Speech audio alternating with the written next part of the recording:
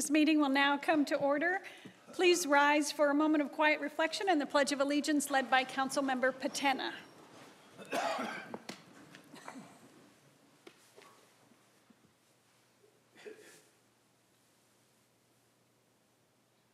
pledge allegiance to the flag of the United States of America and to the republic for which it stands, one nation, under God, indivisible, with liberty and justice for all.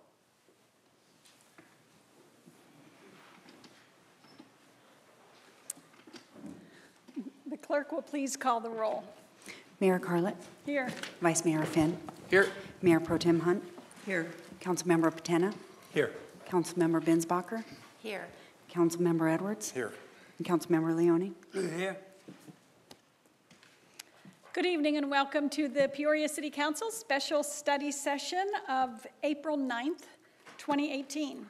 We have one item on our study session agenda this evening, and it is the fiscal year 2019 budget study session. And with that, I'll turn it over to Jeff Tyne, our city manager. Great. Thank you, Mayor and Council, and thank you all for taking the time this week to focus on this very important process for us. And as you can see, the staff here as well, very engaged and eager to work with you as we go through the process. So just a couple bit of logistics, a couple quick observations, and then I will quickly pass this over to Katie Gregory, our Deputy City Manager, and Barry Haug, our Budget Manager, to go through these different items. This is a work session. We're really eager to have your interaction back and forth on these items. So of course, by default, we go through a number of items. A lot of this you've already seen, and so that should be information that you're familiar with, but if you have questions, by all means, inject your opinions, your thoughts anytime as we go through this process. We are scheduled tonight, and we'll talk a little bit of the agenda, to go from 5 to 8 o'clock, and then as well, same time tomorrow, and then if necessary, we have time scheduled on Thursday, and of course, anything that we need to do to address this very important topic. So just a couple quick observations that I wanted to go through, if I may. The mayor, I thought you had provided a good oversight last meeting when you had talked about that this is the most important thing that we do in many ways. This is the key policy document that we work and abide by for the fiscal year. We thought we'd give some examples of why that's the case. And first and foremost, it includes what you've all identified as the community priorities in the council study sessions and retreats, and identifying, and really we think this is a composite of that information, making sure that we really are addressing those. It also is the time that we talk about the taxes and the rates and fees that we have on Peoria citizens and businesses, on those that work and do business within the city as well.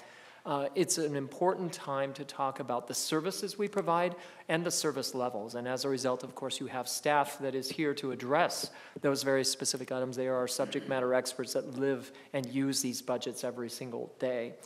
The capital projects, the city is not just about the service operations, it is about putting in the built environment as well, the infrastructure and facilities that make us great. And so we do spend a lot of time, and we'll talk about that, about the big one-time investments that we make. Employee compensation and benefits, and the different funding recommendations. What you're seeing put forward today is a proposal. This is the city manager's recommended budget. It is really for you to react and make adjustments as you see fit. For all those reasons, we see this as an important policy discussion. So just a couple quick items in budget summary before I pass it over to the experts that we were talking about.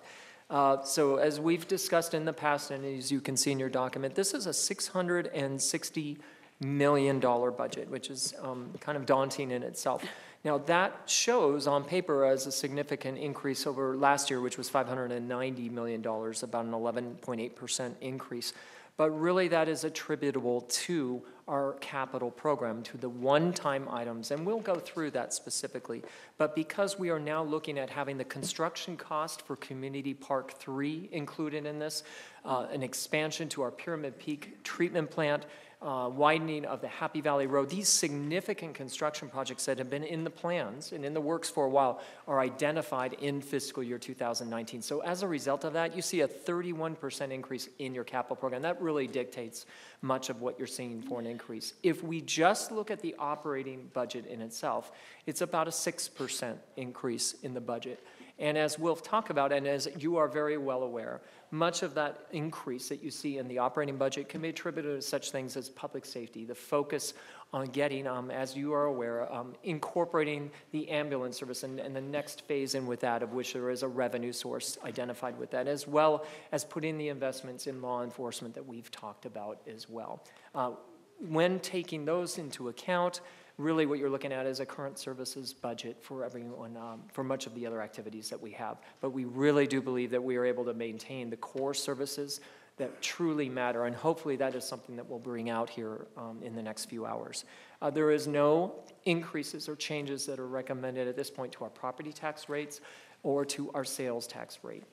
We will see some modest rate increases to our utilities. They are really, again, keeping in consistent with what we've seen for inflation overall. And we'll talk about some of those cost drivers that are really inflation related that are dictating that. But the good news is, as we'll show you and visualize, it has a limited impact on the overall utility bill that we'll see, and certainly are something that we think we can make sense to. Next slide, I'll just go to quickly the study session agenda. So for tonight, this is what we would like to do. We would go through a financial overview. We think it's very important when we talk about some of those financial principles, for example, that we look at things from a long-range perspective. We want to show you how we look at things from a long-range perspective, give you a sense of what we have available, what our reserves levels are, and what money is available above that that we can use. Then from there, we will go directly into the operating budgets, and that would include talking the leadership and management and administration areas, and then going into such departments as planning, development services, economic development, and the like. From there, community services, which for the purposes of the audience, that's parks, recreation, library, special events, and the sports complex. Public works and utilities, our largest single department, and then public safety. These are all really looking at the activities that are the day-to-day operations. We hope to go through those through the next 3 hours.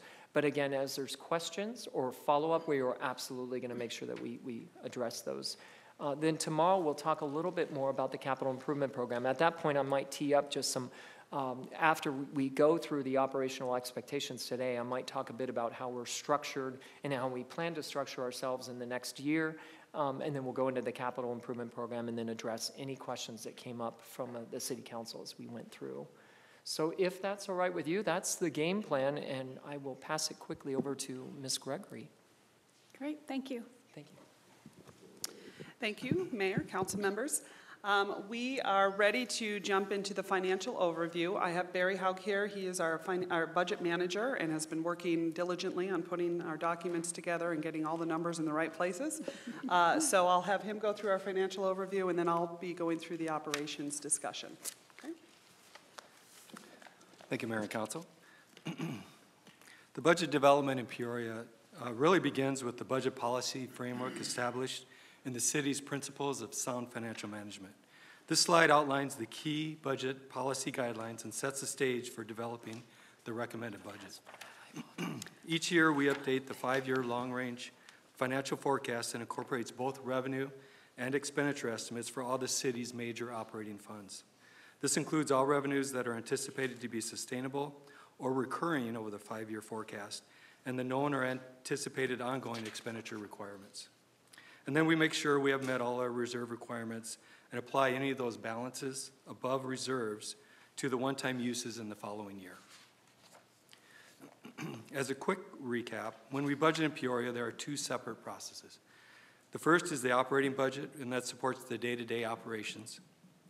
This is really the ongoing cost of the city, and that is funded through ongoing resources, largely taxes, user fees, and rates. The second is the capital budget, which supports large one-time projects, and that's mostly funded with one-time sources, like bonds, rates, and impact fees. As Jeff mentioned, the proposed budget in the summary totals $660 million.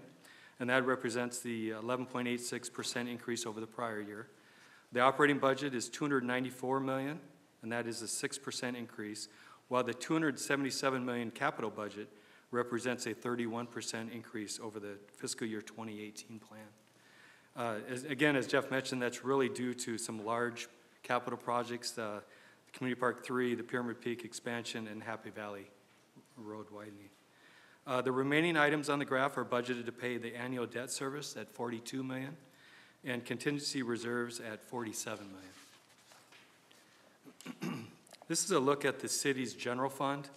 In developing our 5-year financial forecast, we start by looking at the revenues, and this chart shows the different types of revenues that support the general fund. Looking at this pie chart, you can see that 2/3 of the revenues come from our local city sales tax and our state shared revenues. These sources are closely tied to consumer spending and actions by the state. 14% of the revenues come from fees or charges for services, such as recreation fees and development and engineering services. Fees for services do help us offset those individual costs and help diversify our revenue base. Also in the general fund are internal services, such as human resources, city attorney, city clerk, and the like. These services get charged out to all the other funds in the city, and therefore you see them as revenues in the general fund. Property tax makes up a very small amount of the general fund revenue streams, and that's at 3%, you can see. Now looking at the general fund expenditures by service area, you can see that public safety is 56% of the total general fund budget. However, if you took out some of the other revenue offsets that we kind of just talked about, it would probably be a higher number in the 70 to 80% range. Community services also makes up a significant portion at 16%. And as we mentioned, some of those costs are actually offset by revenues that they collect in the form of fees for those services. And again, the general fund is where you're going to see some admin services at 11. In a lot of those are expenditures, but they'll get charged out, like we mentioned, to other areas. When we look at our general fund forecast, this is our financial model for the general fund, and it really provides that long-term perspective that Jeff was talking about earlier. And it's really just our ongoing sources and ongoing uses. And we look at it over that 5-year period. This is a balanced budget, and it includes the proposed budget before you today. As always, we keep a close eye on both expenditures and revenues throughout the year, and we'll react quickly to significant variances that occur. Each year, we also do a one-time analysis for the general fund, and these are one-time funds that are available from prior year savings or revenues above expected base revenues, or one-time revenues received, such as reimbursement or recoveries. These then become available for one-time uses per the policy, and they really shouldn't be used for recurring expenditures such as like new FTEs and things like that. For fiscal year 2019, the available one-time was almost $9.7 million. The proposed budget includes recommendations for spending this one-time funding in kind of 5 major areas. This includes $2.5 million for the fire medical equipment replacement. Items such as our self-contained breathing apparatus at $1.7 million. We had kind of earmarked that the prior year because we knew it was a big expense that was coming up. This was last replaced in 2009, I believe. Also cardiac monitor replacements, and that's at $720,000. And also some personal protective equipment at $73,000. In the capital program, $3.4 million for projects such as our retention basin refresh and basin improvements, neighborhood park refresh program, irrigation and turf improvements, park and facility refurbishments, and also some fleet shop repairs. Also in the CIP, $1.3 million is allocated for initiatives such as the pedestrian shade master plan and citywide placemaking elements to enhance public spaces within the city. Approximately $577,000 from the general fund is proposed to help fund a portion of the Community Assistance Resource Center. And lastly, approximately $1.75 million for other general fund one-time items such as our special events, our police CAD software upgrade, our contract personnel for police communications and report writing, and the other department requests that you'll see throughout the budget. The proposed budget adds new positions to key areas within the city. The first to note is the 29 new FTEs for public safety, and that is a critical component to our residents' quality of life. In conjunction with the police strategic plan, this budget includes 12 new FTEs for our police department. In fire medical, with the expansion of the ambulance service, they would receive 16 new FTEs that are funded with the revenue generated from that service. Also, an administrative assistant is proposed using the department's current budget. The next key area includes new positions related to what we're calling development and growth, and that proposes 14.88 FTEs that are funded through rates and fees and special revenues. In the other category, we have 3 positions: a real estate development officer funded through the half cent, a parks and sports facility worker, which was planned as part of our operating impacts of the CIP. And we, if you remember, we do that 5-year look of operating impacts and make sure that those are being earmarked and funded throughout the whole time. So this one came due, so it's in the budget today. And also we have a recreation coordinator paid by a grant in our adult day program. So as you can see, most of these positions have revenues, rates, fees, or grants that help fund these positions. Additionally, I would like to take just a few moments to talk about overall the capital plan. The city compiles a 10-year capital program for capital improvement projects. This year, the 10-year capital program is $729 million. And as you can see, water, wastewater, and streets continue to have a heavy infrastructure requirement. The first year of the 10-year plan becomes the capital budget, and that is incorporated in this proposed budget. And that capital budget totals $277 million in fiscal year 2019. And as we've done in the past, we'll be reviewing the capital budget program in more detail in tomorrow night's meeting. And that's it for the overview, if there's any questions. Council, do you have any questions? All right. Move right on. Okay. Well, thank you very much. So what I'd like to do now is spend a little bit of time actually going through the department overviews. And what you'll see in your book, it should be following generally. I've seen a version that had it one way and a version that had the other. So hopefully you'll be able to follow in your books right along. If it's not, I'll make note of that. But we'll go through the department overviews. I'd like to spend a little bit of time talking about some of the department goals and their performance metrics. Then talk a little bit about some of the budget outcomes, really, and not just budget outcomes for next year, but when you look at a budget for a department, it stays relatively the same year over year because they continue to do relatively the same things. There are special things that occur or, unique items that come up, but when you talk about the budget, we want to really focus on what is the whole budget, the big budget, not just the one-offs that are being brought in, but what is the whole budget really trying to achieve. And then the third one would be to talk a little bit about some of those more notable budget items that are part of this year's budget.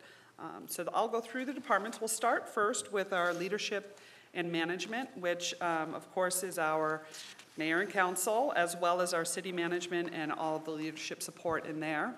One thing to note is that included in the city manager's office budget is the new Office of Real Estate Development. So that's been moved up underneath the city manager's budget in your book. So that's where you'll see that. But of course, it also includes governmental affairs and the Office of Economic Efficiency and Sustainability. So those are also within that area.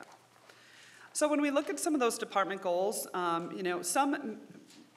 some may appear to be kind of, pretty normal goals that anyone would have, but, you have to understand what your mission is. You have to understand what you're trying to achieve. So for leadership and management, really focused on our regional leadership, trying to do our internal and external communication, some of those things that are working with the departments and oversight of departments, as well as now our new real estate development and our targeted investment zones, which are really what Scott and his staff are going to be working on.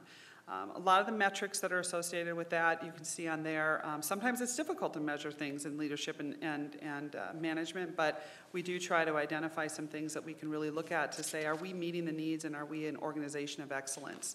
And so those are the focus areas there. Some of the major outcomes we're trying to do, of course, sort of leading the efficient and effective service delivery throughout the organization.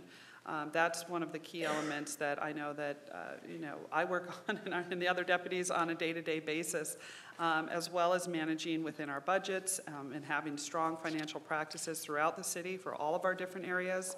And of course, trying to remain as trained, as well-trained as we possibly can be and credentialed for some of our folks. So those are really important aspects associated with that. As far as our resources, there's 20 FTEs between the mayor and council area and the city manager's office, about a $5 million budget funded through general funds, and as Barry mentioned earlier, and you'll see this in other ones, the service charges that we charge, our services are charged out to other funds within the organization. And some of our key items that are notable inclusions in the budget this year include our State of the City, our youth delegation travel, and of course, in the area of the Economic Development, the Office of Real Estate Development, are some of the technical studies that they do through that office, the pre-development projects that they work on, and so those are included as well in this budget. Any questions? Okay, I'll move on to our administration. This is going to encompass a whole bunch of departments, so just so you're aware, it includes all of our major internal service functions within the organization. We have the city attorney and the municipal court, the clerk, communications, finance and budget, human resources, information technology, and what we call our non-departmental, where we fund a number of items that are related, that are kind of citywide items, and benefit all of the different areas of the city. So some of the goals in the administration to budget include, obviously, exceptional customer service, which is a focus for all areas of the city, and ensuring that from an operational efficiencies and some of our, performance metrics associated with that are really, how do we respond, how quickly are we able to respond to our citizens and our customer service requests, and are we staying compliant with all of our legal, financial, and technical requirements?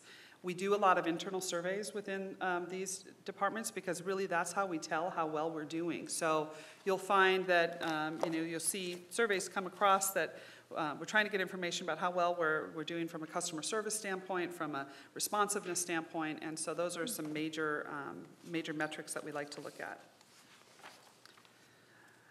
And while nearly not as outward-facing as other departments in the city, we are primarily focused on maintaining our quality services and service levels and providing exceptional customer service to all of our customers.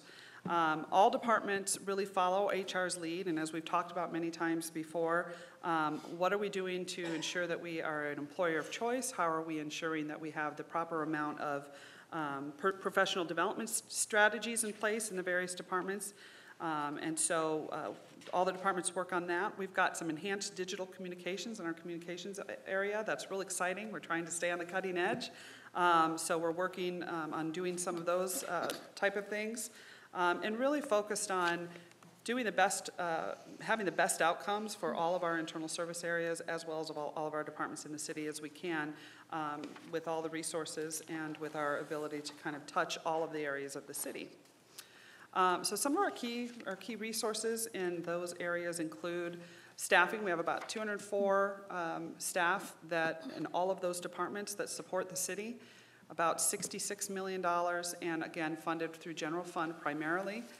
Some notable items in this year's budget include our election support with the city clerk's office, and then we also have, and we've done this in the past, and you've heard us talk about this, some contract support for various departments, and that may mean contract support associated for just one-time needs or one-time support in an effort to over time understand how much of a need we have in that area and if we need to convert those to full-time positions sometime in the future.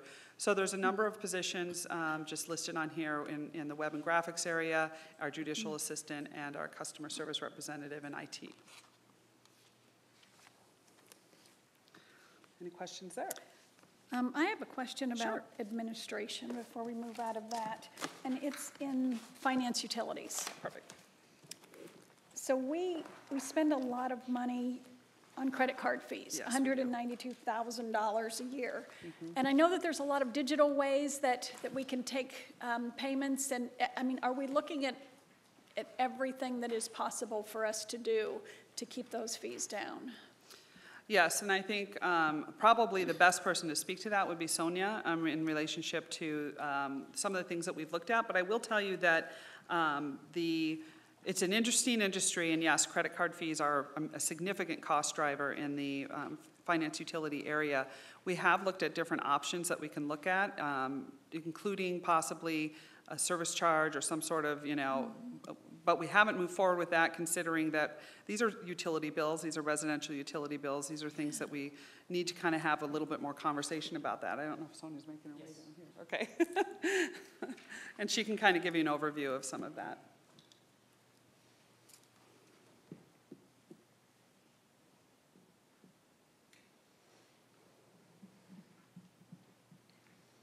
Good evening, Mayor and Council. So we did a full analysis on the credit card fees, and what is happening is that as more and more credit cards are offering incentives, there's an increase in credit card usage. So last year, we had about 30% of total water, sewer, solid waste revenues being paid through credit cards. That's about 24 million. And we keep seeing that number rise by about 15% each year, and we don't think that it's going to slow down. We did a full analysis we looked at a lot of different cities, whether they charge a fee or not. Very few cities, if any at all, of our peer cities charge a credit card fee for utilities. We can certainly recover some of that through our rate-making process as part of customer service costs, and we will continue to explore whether it makes sense to charge either a flat fee or a percentage fee to the customers. It's a difficult thing because some of the customers, their utility bills aren't that large. So, to charge a flat fee or a percent fee, sometimes it's really difficult for the customer. So we will continue to explore that, but that's kind of where we're at right now. Okay, so I guess what I was thinking is, since there's a lot of different options now that are available, wire kinds of payments, online payments, I'm not sure if those fees are different, if doing it in any of those new ways change. But if we're seeing a 15% increase every year, we need to find a new avenue. It is not different. We can offer online payment or IVR, like a phone. They can call in, or all those. If they use their credit card, whether they use their credit card online or whether they call in and give us a credit card number or whether we have a kiosk or whatever, if they're using their credit card and giving us a credit card number, even if it's an automatic monthly ACH payment, if they're giving us a credit card number, we are charged a 2.5% fee. So it's not a different form of payment unless they're paying by check or unless they're, paying with cash. Yeah. Okay. That's a terrible answer. I know. We will continue to explore options on how we can either share the cost with the customer or find ways to reduce those costs. Yeah. I mean, it's a large sum of money. I think we should somehow be able to find a way as time goes on, at least continue to look for it. Yeah, absolutely. Thank you. Anybody else? Questions? Okay. We'll move right along then. Next up, we'll talk about the development area, and this includes planning and community development, the engineering, and our economic development areas. Did I skip over? Did I make you have to adjust in your book? Okay. So again, in our planning and community development area, there's a number of divisions, primarily two areas that they're responsible for, which is the traditional sort of community and strategic planning that they do as part of their planning function, and the community assistance division that includes the neighborhood programs, the human services, and also the federal and local grant management.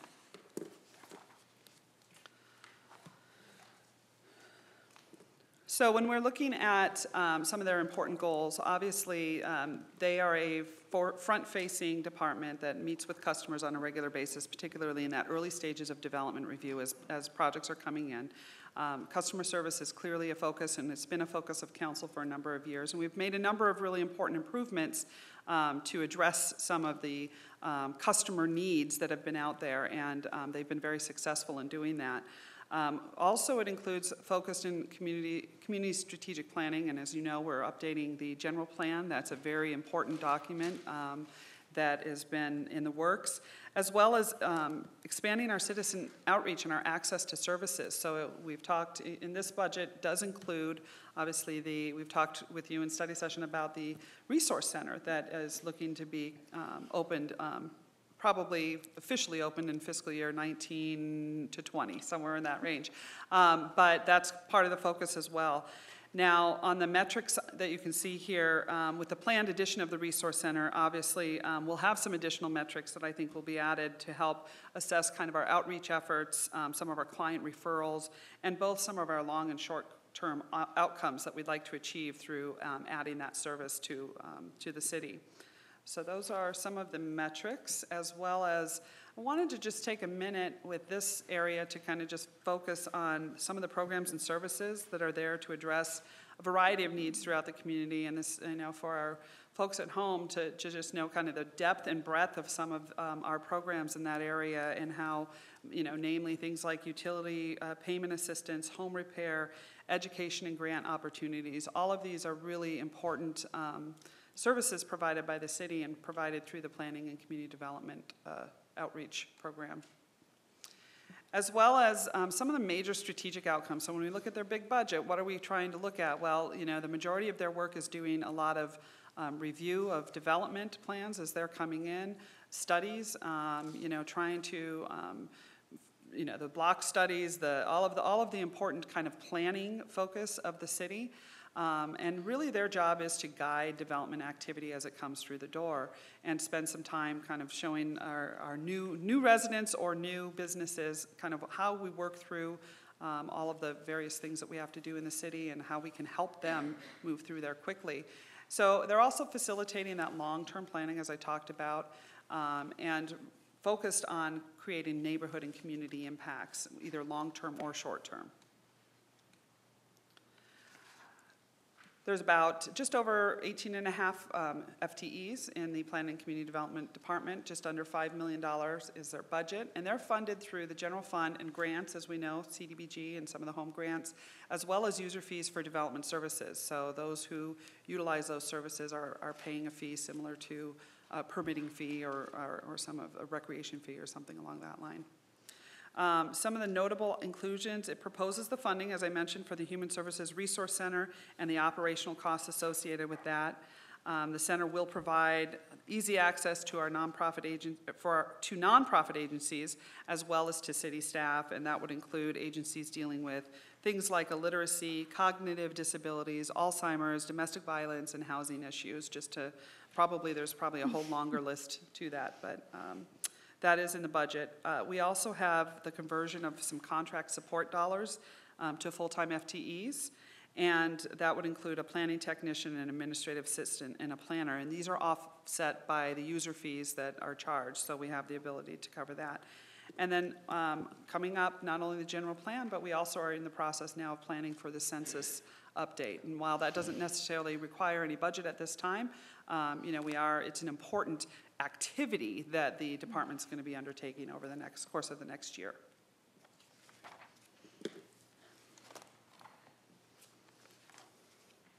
Any questions? No? Okay, move along. In the Development and Engineering Department, number of divisions there. Obviously, they are one of the departments that does quite a bit for the city in terms of our property acquisition, all the engineering services, both vertical and horizontal services, our architectural and building development, site development, our traffic engineering, and our right-of-way inspections. Some of their goals are, again, their customer service and their infrastructure guidance. So just on the planning side, you saw a lot of planning and development guidance. On this side, you're seeing infrastructure guidance and development guidance from this area. So they're real focused on ensuring that they have the techniques, tools, and processes in place to help walk all of our customers through our infrastructure requirements. They do a lot of technical studies and support and coordination. They work with outside agencies to provide all of our outside agencies to do coordination for utilities, dry utilities, all of those types of things. And of course, one very important element for all of us is the capital project development. So, you know, we are very happy to have very highly skilled project managers in the engineering department who can help us navigate through those as well. Some important metrics are how timely and on budget can they be on their projects. That's a pretty important one. And also on the inspection side, you know, do we have the right number of inspectors for the number of inspections we have, and are they able to get them complete, what percentage? So. On the strategic outcomes, we're really focused on that outside agency coordination with, I talked about ASLD and McDOT, and you've heard from Adina more recently about all of those wonderful things that she's brought forward with some of the federal agencies and some in McDOT, and you know, and that's really important to the city in terms of being able to coordinate these efforts and in most cases save the city a significant amount of dollars associated with some of those projects. I mentioned capital project management and meeting our performance standards, and really what that means again is review times and trying to ensure that we're staying on top of our ability to turn things around for our customers so that they can become part of our city even quicker. And then we also spend a portion, or some dollars are associated with, and part of their budget and outcomes are, you know, these are folks who are out in the field who are doing inspections and are working with our development community, and we want to ensure that they have the right training and are able to meet all those needs out there. And then, of course, supporting our economic development efforts. So there's about 67 employees. The budget's about $9.4 million. It's mostly general fund, and again, as we mentioned, user fees. Some key items and notable inclusions I mentioned, it was converting some of the contract support to full-time city employees. And that was just one development technician who provides counter support for the site development division and one inspector to ensure construction activities are completed and keep our response times to the current level of service in that area. And then also included is another contract inspector so that we, again, as we kind of evolve through what's happening in our growth areas, we want to make sure that we are meeting our service levels, but then also not falling behind. So we bring in some contract dollars as well to help provide some additional support in those areas. And it also includes some interesting, well, some use of smart technology, I guess you'd say, by providing tablets for our inspectors, and that will allow them to view their electronic plans in the field. And also an application that will allow customers to request inspections from a phone or tablet, and the inspectors to enter inspection results from with their voice rather than having to type it, and with photographs and in real time. So this is, you know, this is kind of just moving to that next generation of smart technology within our engineering department. Yes, Councilmember Binsbacher. So thank you, Mayor. So they're doing those inspections and updating that information in real time.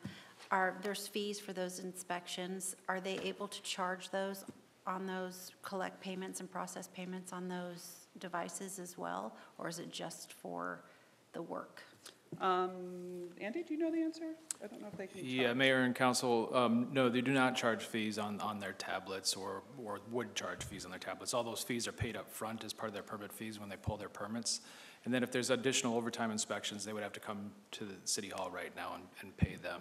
That's not typical, though, your typical project would, all of your permit fees would be paid up front. Up front, okay, thank And you. I believe it was last year we did the online payment, allowed for some online payment for some of these services as well. That's correct. Yeah. Thank you. So hopefully they don't have to make the trip all the way to City Hall. Councilmember Finn. Yeah, just a quick question on the metrics. I was looking at the percent variance on the completed capital projects, and I see the target is plus or minus 5%. Is that a standard for the city that we want to be within plus or minus 5? Because you seem to come in at plus or minus 3 in the past couple of years. I was just curious if that was a standard target is 5% and you just killed it the past couple of years? Yeah, I mean, that's our You target. killed it? Okay, you can say it. Don't be shy. Okay. And we've done somewhat well over the last couple of years. Okay. And, you know, I think it's experience and it's the minimal turnover that we've got in our existing staff in the engineering department has helped us provide that experience to budget appropriately for our capital projects. Okay, all right, thanks.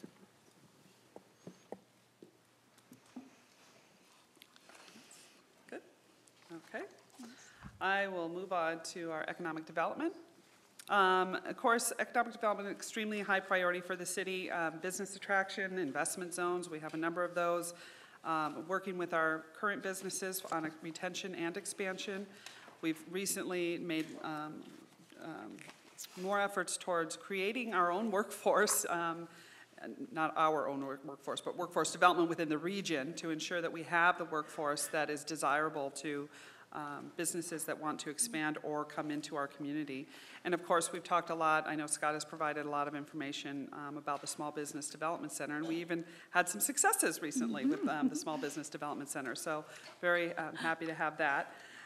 One of the major goal, obviously, of economic development is to really diversify our local economy and set us up in a position where we have jobs, the right type of workforce, the right type of jobs, the right type of, a variety of revenues coming into the city that come from a variety of different types of economies. And so that's kind of a key piece of work that they're involved in. And of course, what guides them is their EDIS, and that's a council-approved document that you guys have approved that kind of gives them kind of what's the goal? What are we trying to accomplish? So they work very closely with that, trying to attract targeted industries, again, create those workforce, the opportunities for workforce development, and work with our small businesses. So some of their metrics, and again, this is an area where sometimes it's hard. These things take time. They don't always happen overnight. So it's hard to come up with a target necessarily each year, but we do want to keep track and be able to kind of go back and look and do kind of a look back to say, what have we been able to accomplish? What kind of new industrial space or office space has come up? What kind of opportunities are we creating and those types of things? So how do you keep track? Well, they will keep track at a number of things. Certainly on jobs, it's a little easier to be able to find out how many jobs have been created, especially on jobs with projects that we've kind of put forward. Usually we have metrics associated with that in their performance requirements with their agreements that we have. We also can get information about new office space development. We have that through our permitting system and have the ability to kind of look at what kind of office development, what kind of industrial development, what retail, I mean, it's, with the whole gamut we have the ability to look at. We also can work with our partners that we have through our workforce efforts with the ASU and Huntington and Maricopa Community Colleges and get some data from them as well. And I believe they have an ability to also look at, what kind of investments in terms of dollars are these companies making when they build infrastructure in the city? If they're putting a building in and creating infrastructure, what kind of investment are they putting into the city for that built infrastructure? So we have a number of things that we look at, and try to determine are we reaching some of those outcomes that we're trying to create? I'm sure Scott's behind me, or even David, maybe, if they want to add anything. So my point here is that I think it would be really beneficial if we could see some of those reports to show us what's been accomplished. Sure. New employers over the past year, new industry sectors, those kinds of things. And I know that sometimes that happens outside of our purview. They come in someplace that is already zoned and they don't have to come through to us. But that doesn't mean they don't count, and we still would be very interested in knowing who that is. Okay. In some Mayor, way. yeah, that makes a lot of sense. Obviously, we get information from a lot of different sources. Our own systems can track sales tax and business licenses. Right. Maricopa Association of Governments is a great repository. I think that's a great point, is that really taking that to the next step and not just the raw data, if I'm hearing you correct, but really try to glean from that what is really happening as far as new businesses, not just the same kind of pieces. So maybe look at that at a little more sophisticated level. Yeah, I think it would be really beneficial for us to know where we stand, where we were, a few years ago, where we are now, where we're hoping to be in a few years from now. Thanks.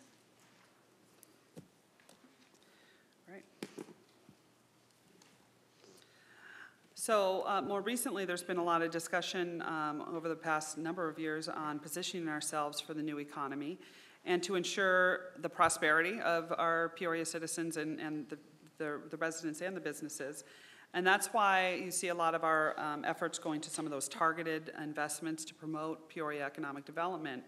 And that's specifically focused on some of the key areas such as parcels that can activate growth in targeted industries. So those are some of the key focuses of the EDIS, and that includes Stadium Point at P83, Vistancy Commercial Core, and other available sites throughout the city. So there's a lot of focus on that through our EDIS 2, through our marketing and communications plan and our investment forums that we do, as well as all of the professional services that we have to help support economic development in some of those functions as well.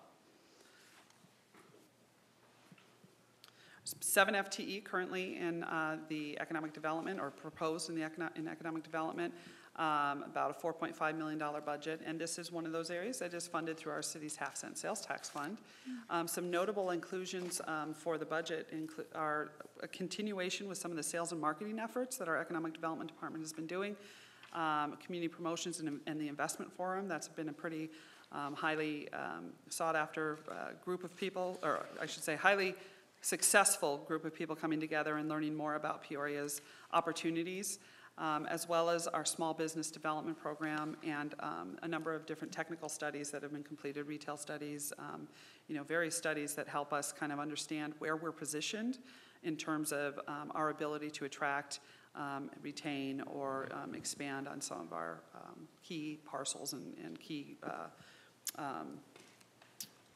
areas of the city, within key areas of the city. If I may, Katie, just a quick observation on this piece. And when I look at this, it's amazing to think with the staff of 7, how much we take on. It's the city council has made very clear, and I think your staff embraces the importance of promoting our long-term economic prosperity. And as a result of that, we have a very good roadmap with the EDIS 2.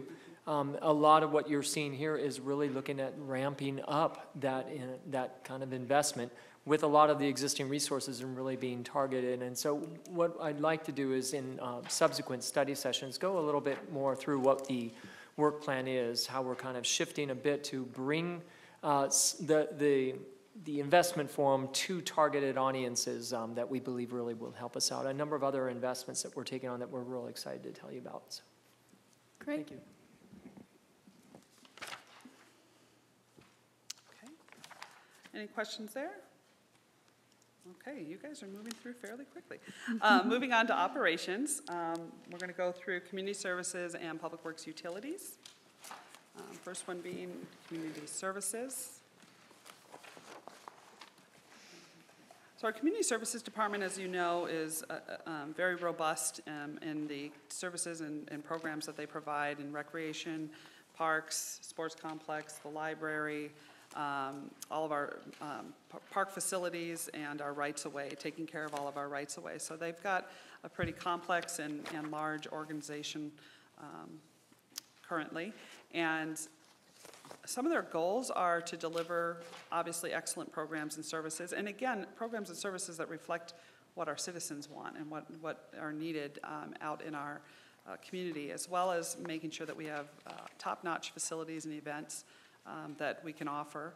As we have lots of facilities related to parks. It's in the parks, it's in our trails, it's in our open spaces that we have, and our libraries. All of those areas require ongoing maintenance and care and feeding, if you will. So they spend a lot of time in those areas trying to ensure that our citizens are getting the best that we can offer for them in those facilities, and that we're operating those efficiently. Also, of course, this is one of those areas where we're touching people's lives on a daily basis, and so our ability to, our ensuring that we have good customer service is one of the key goals for the department. So how do they find out how well they're doing? They go through participant surveys. They ensure that, if there's changes that need to be made, they're looking for those gems of information that can help them improve their programs, improve some of the services that they're providing. They also look at a number of metrics in different areas, with libraries and the sports complex and parks and right-of-way.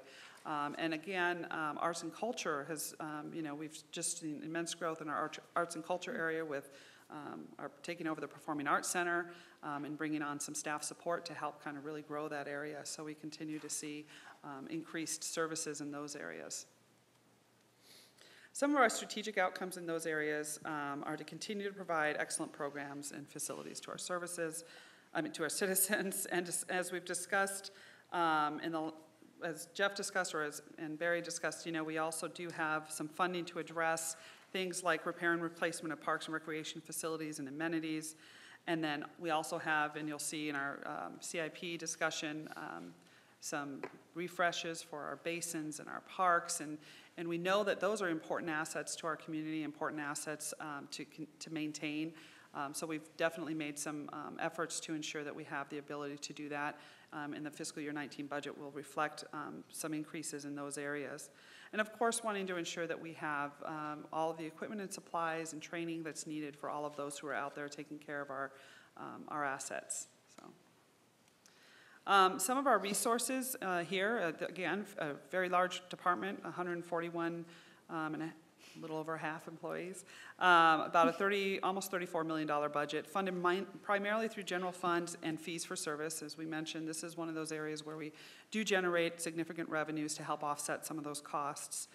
What our focus is for the upcoming budget really is to take a fresh perspective on special events. This is kind of an outcome of some of our discussion that we had at our council retreat, and have some ability to do that and the resources associated to be able to do that.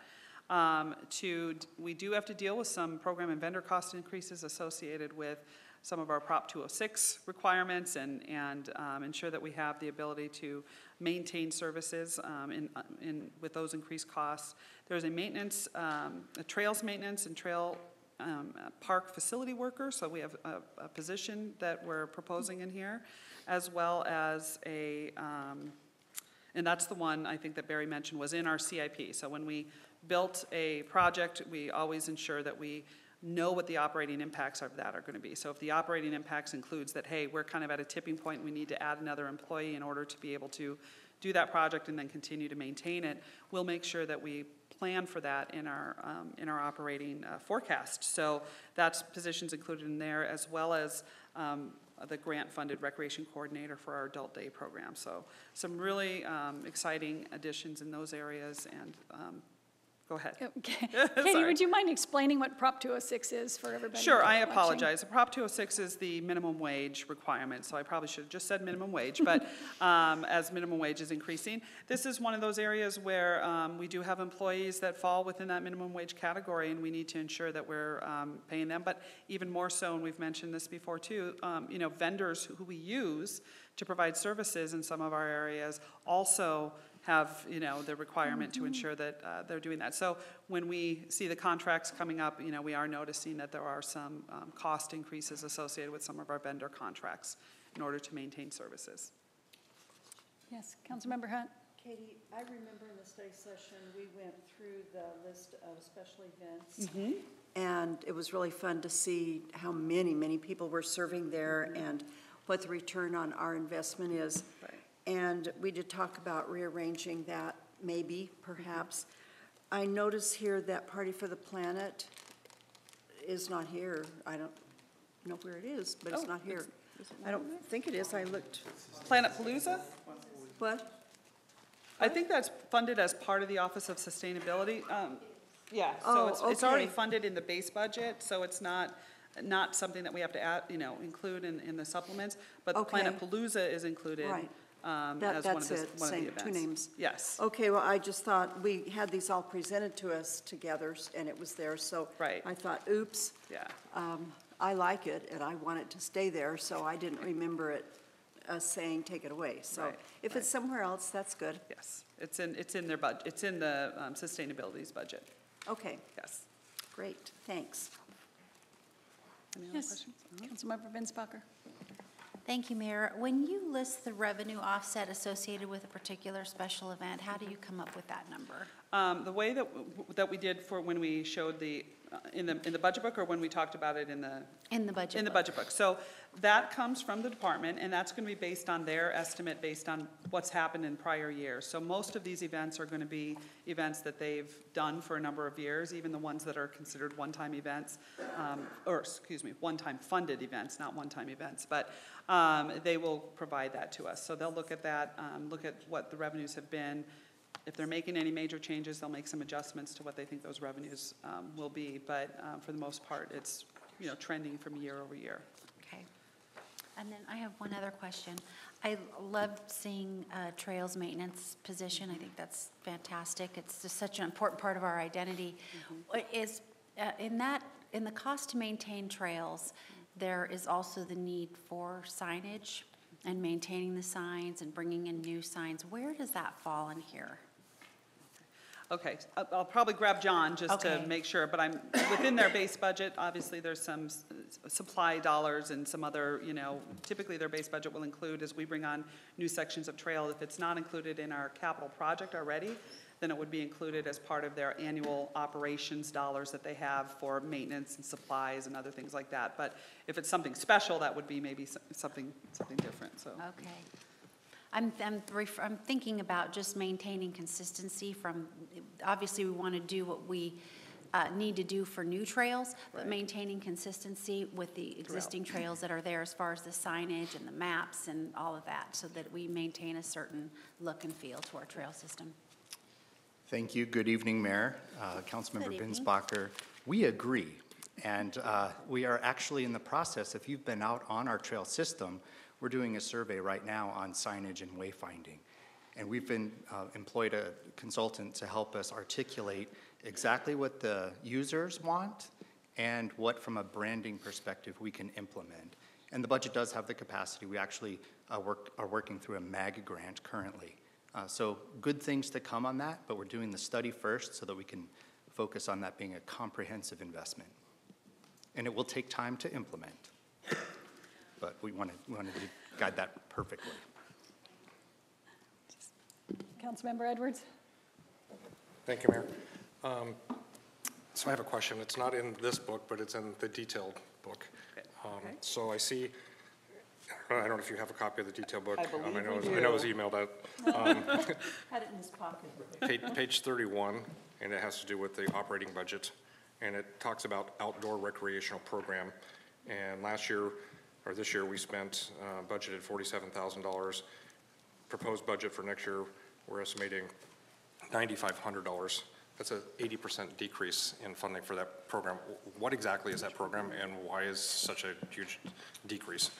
So this has been one of those areas, Mayor, Councilmember Edwards, this has been one of those areas where the programs have been successful and then less successful over time. As we see a lot of the other agencies like Maricopa County doing projects and outdoor, this is one of those lump areas of programs that we've recognized some other competition. So we've put other capacity into our special interest classes.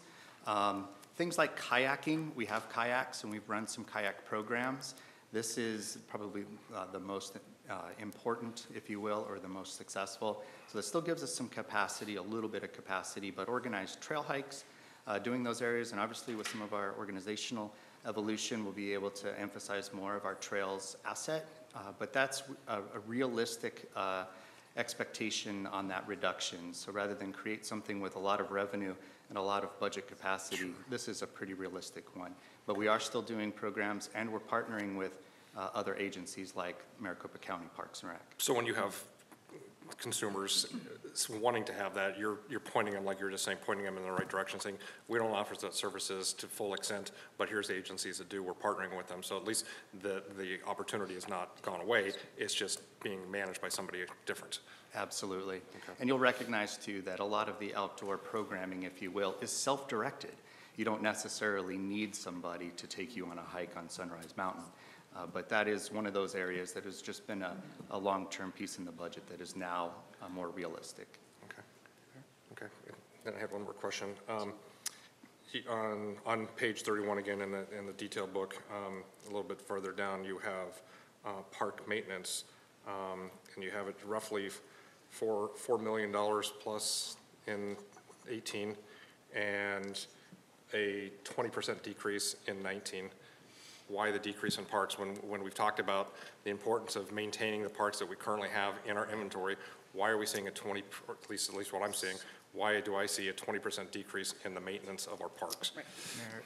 Mayor, Councilmember Edwards, this is specifically related to a project that was funded through CDBG, approximately just shy of $400,000 that was placed into the parks operations budget because it was more of a project. Am I speaking correctly? You Barry? are. All right. It's a one-time, when you look at the decrease, it's comparing last year to this year, and last year there was some one-time funding that was in there for a project. Okay. So the decrease, it makes it look like there's a decrease in the normal operating, but That's it's really a what my concern one-time. was, is I Yes. didn't want to see it as an ongoing Not part of normal decrease. operating. That's fine if it's a one-time thing, Yes. I'm fine with that, Yes. so. Okay. I wouldn't want to see that either. So, thank you, Mayor. Any other questions? Yes, Councilmember Hunt. I'm probably just not reading this correctly, or you have it hidden somewhere else in a secret place, but under, it would be page 418 if you have the book, under Arts Commission, Arts Coordinator changed, it looks like it changed. I know people more by the name of what they do rather than their title here, but Arts and Theater Manager, that's Mary Lou, right? Mm-hmm. Okay, then Andre is which one of these, and where is Susan? Because Susan's 1.0, right? Yes. Okay, where is she then? Oh, maybe she's, Yeah, it's going to be in a different fund. so It'd be it's on gonna be page funded 421. through- Yep. If you go to okay. percent for the arts, that's where you'll find that. That's what I call hiding it somewhere So else. we did hide it, I'm sorry. Page 421. Yep. Did you see it? Well, I didn't have any yellow on this page, so I haven't found it yet, but, Okay. okay, Page but that, 421. yeah. So I- one position, the Mary Lou and Andre are funded in general fund, and then in the percent for the arts fund is where Susan's funded. Okay, Does that make sense? mm-hmm, Okay. it does, I just didn't find it. Okay. I have another question. It's wherever libraries were here, it's on 416. Who writes, and this could be a question, I guess, maybe every department has a grant writer, but library services is at the bottom, and technology grant, they got it 1 year, which was 17, and then not again. And the Prop 302 grant program, what is that?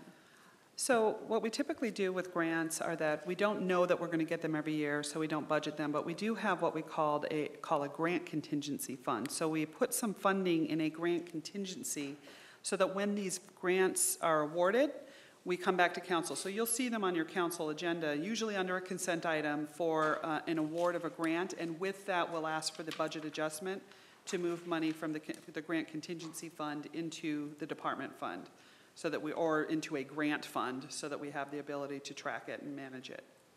Okay, but if we're getting the grant, why would we take it out of a pot we already had? I'm sorry. So the FY19 amount for the Prop 302 grant program, which I'm guessing is the transportation. You said if the grant came in, then we would take it out of this pot and send it. Why wouldn't we just use the grant that came in and give it to the department?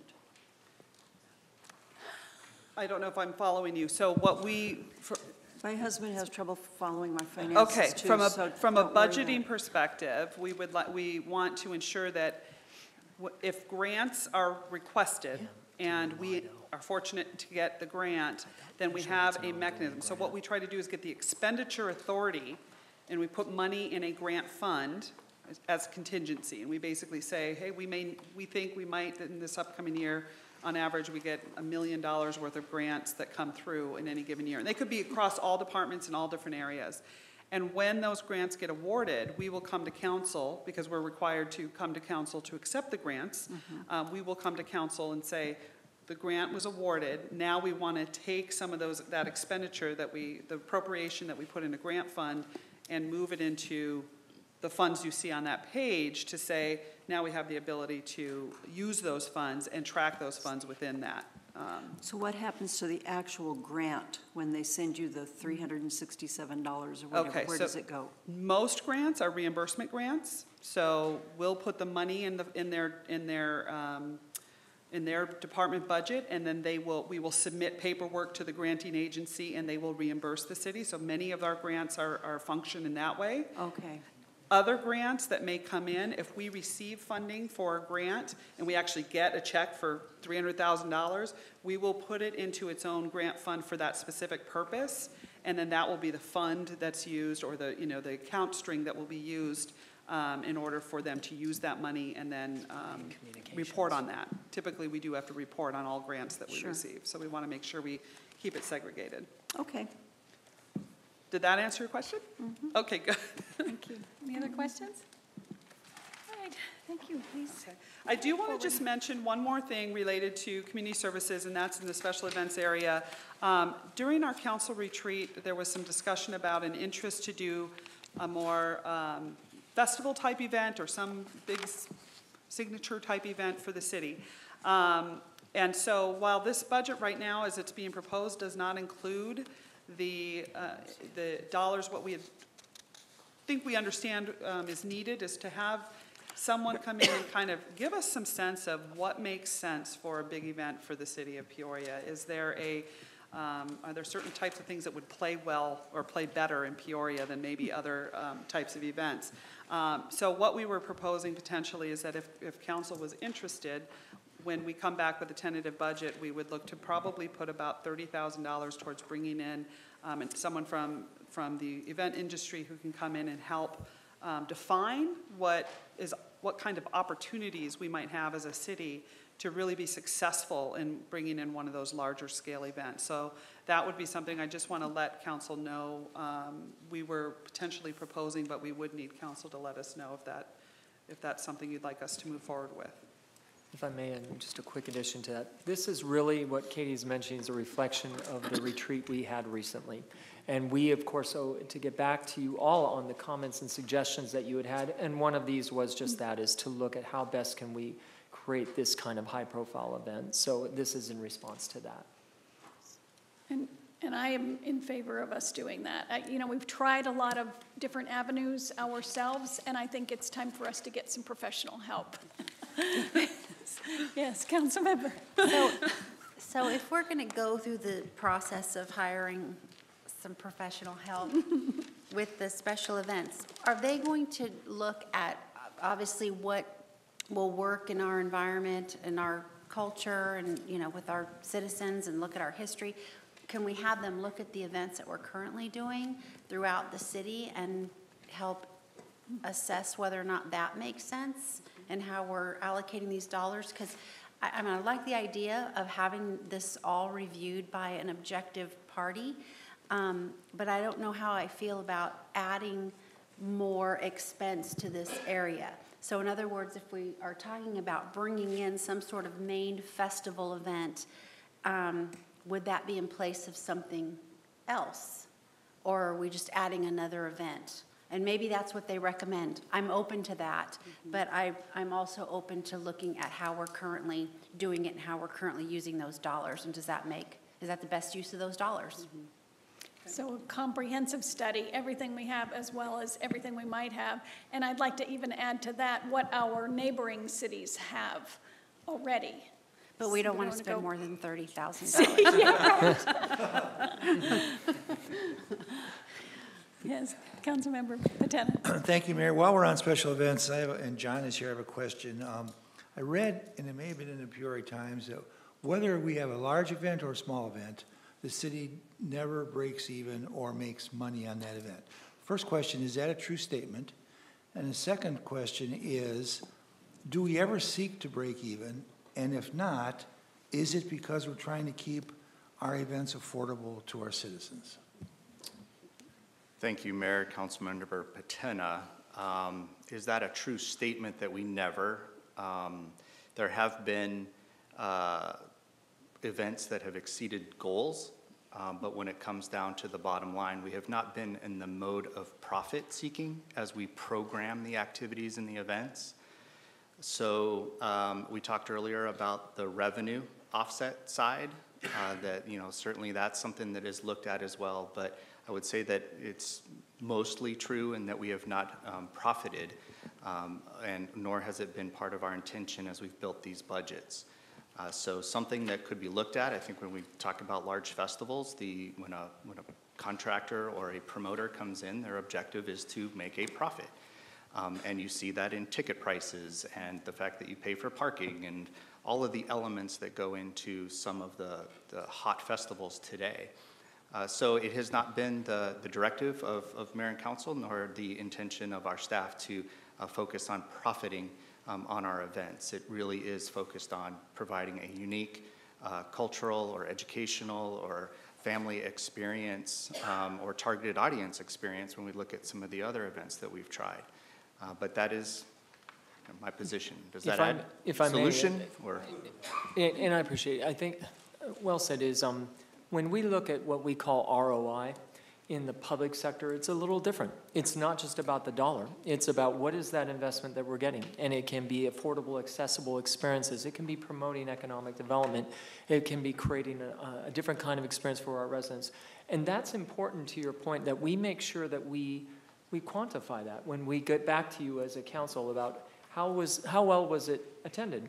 Did it meet the mark that we expected? Did we get an energy behind it? Did it meet some other goals that are not just financial? And so to your point, I think it's well said that we owe that to you when we do look at these different special events. Thank you. Anybody else? All right. Okay, so just to recap on that, I did hear that you'd like us to look at having someone look at all events as well as the potential of a large-scale event, and also look at some of our neighboring cities who are also doing events, and make sure that we know what they're doing and how we might be able to Eric can tell us have our about own Glenville. event. Yeah, okay. All right. Moving on to Public Works, I want to talk a little bit about their operations. They we have multiple divisions within Public Works, which includes all of the ones you see on the screen here: facilities, streets, our storm drain, solid waste services, our fleet services that support our large fleet within the city, and of course, transit services.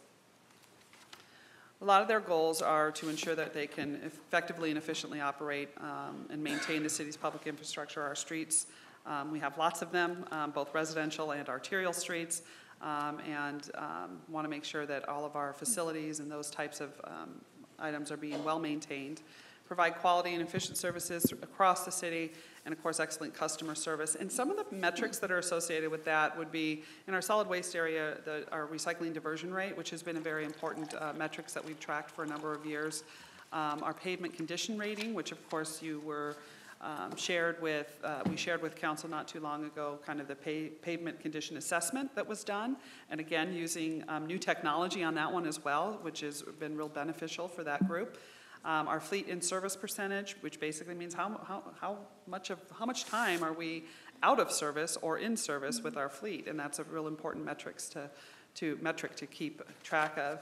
And then recently, we've talked with you about some of the new stormwater requirements that are there, and all of the compliance requirements that we have in those areas, and ensuring that we're meeting all of those.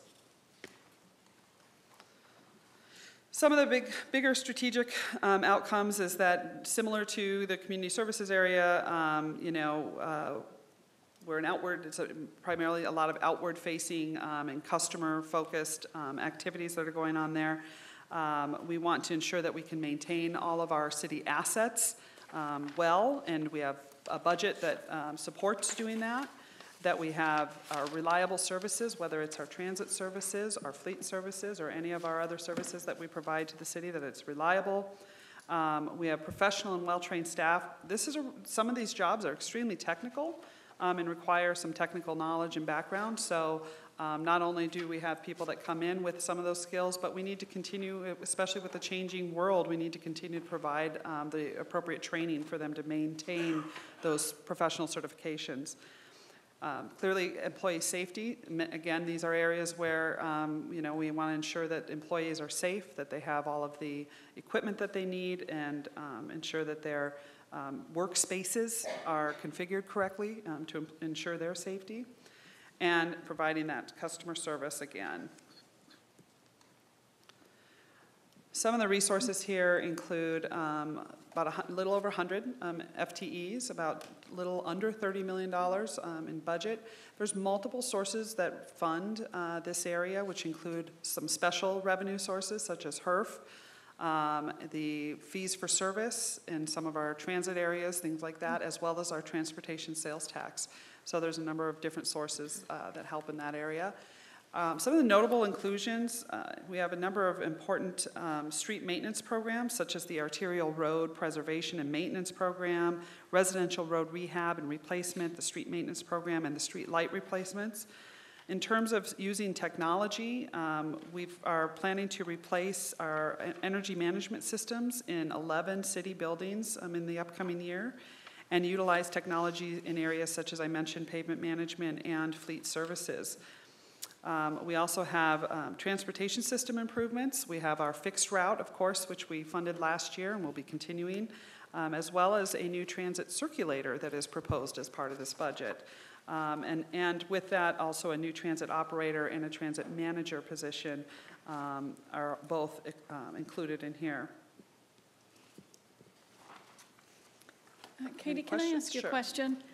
Since you're talking about HERF funds here, and I know that we have had a decrease in the amount of HERF funds highway user revenue funds, that we are, can I say, entitled to receive through the state, through our state shared revenues. So I'm looking at something that shows over a cumulative period of number of years that we are down $7 million, a little over $7 million in highway user revenue funds. How are we functioning without those funds? Are we paving our streets less? Are we cleaning them less? What are we doing? Well, in some ways, fortunately, some of those revenues, so they were sort of in the hard times taken away, and then we've started to see more infusion from the state in terms of one-time, kind of giving us some one-time revenues to do that. We also, that's why you'll see up there, we also have our transportation sales tax, which helps fund some of these services and programs and ensures that from the big projects, say for like our major maintenance programs, things like that, that we have some ability to use our transportation sales tax, which was why we had to go forward with some of that as well, is we knew we had these large, we have a lot of roads and we had these costs that were associated with that. So we've been able to utilize transportation sales tax for that, but then on the other side, that means that it's not available necessarily for some other projects or other things that we may want to do, as well. So we have to just kind of take it in its totality. From HERF funds, generally we've seemed to have kind of gotten back to pretty close to normal with HERF funds in terms of the amount that we're getting each year.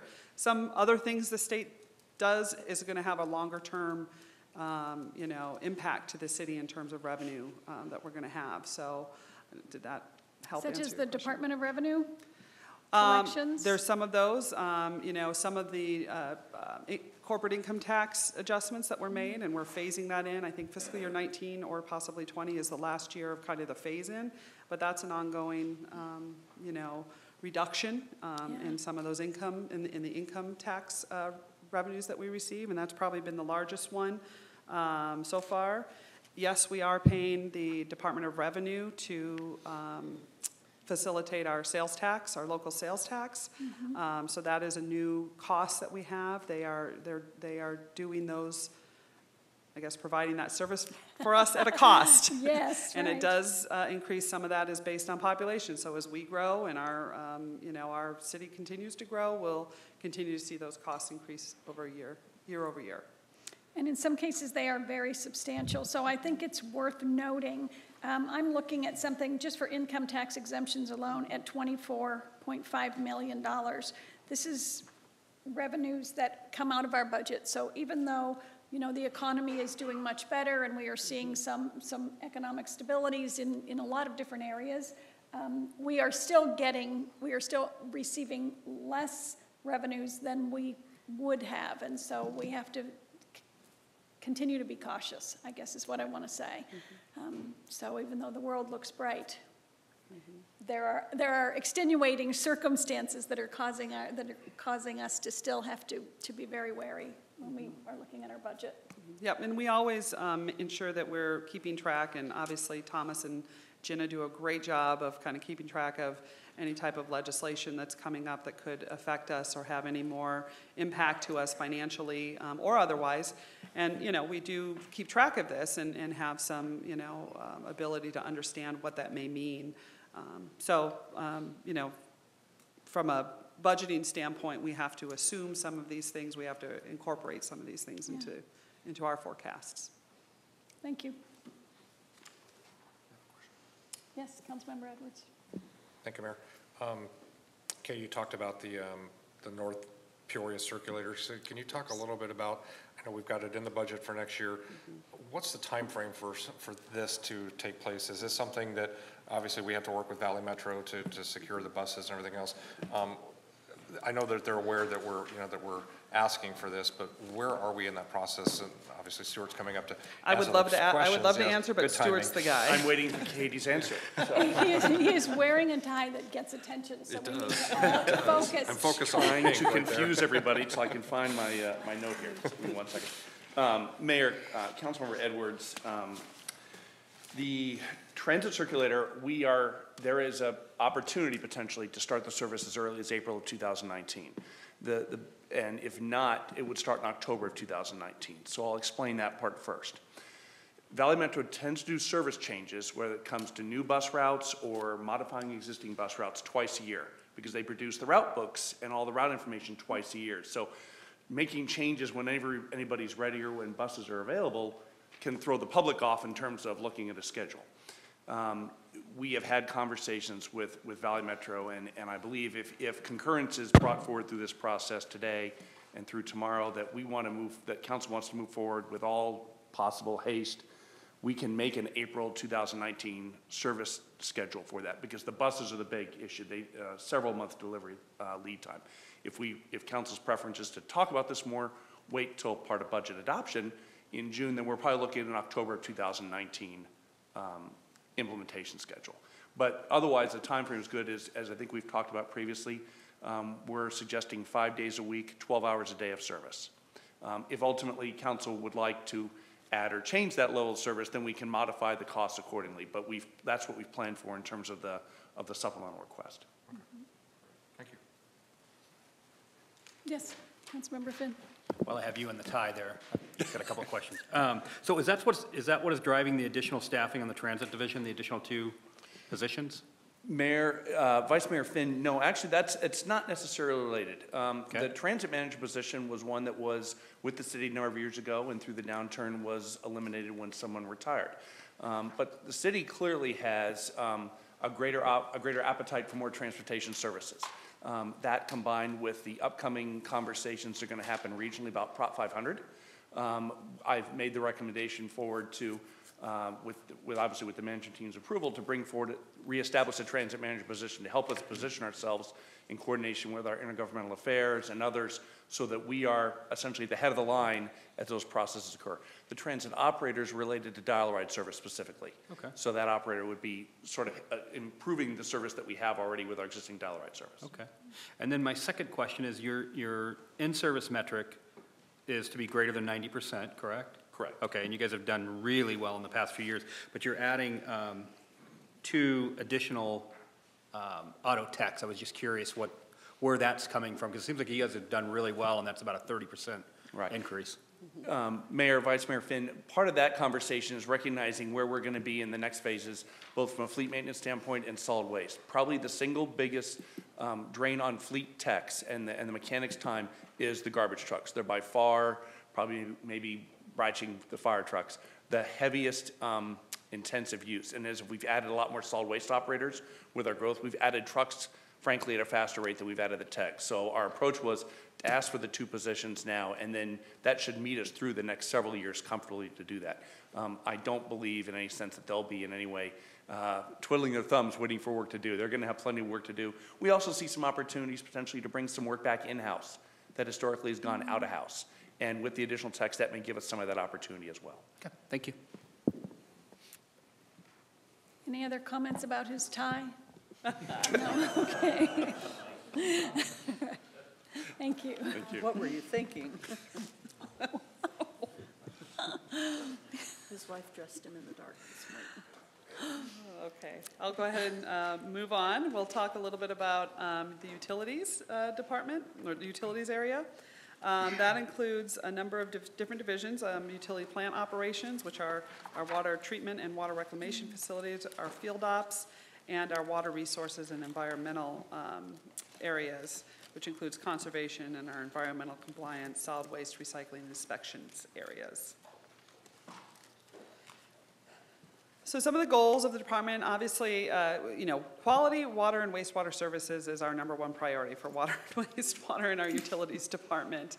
And we want to ensure also that we're doing everything that we can to ensure that we can deliver water and collect wastewater throughout our system and ensure that all of our investments are well maintained. Also, as part of our goals is to ensure that we're looking kind of on a forward focus of how do we ensure that we have adequate water resources? How do we ensure that we're meeting all of our environmental requirements and standards? And making sure that in those areas that we are, if not leading, for sure meeting all of our requirements there. So some of those include, and you see in the performance metrics, obviously our compliance requirements. We do look at things related to efficiency, such as our electrical costs per 1,000 gallons of treated water.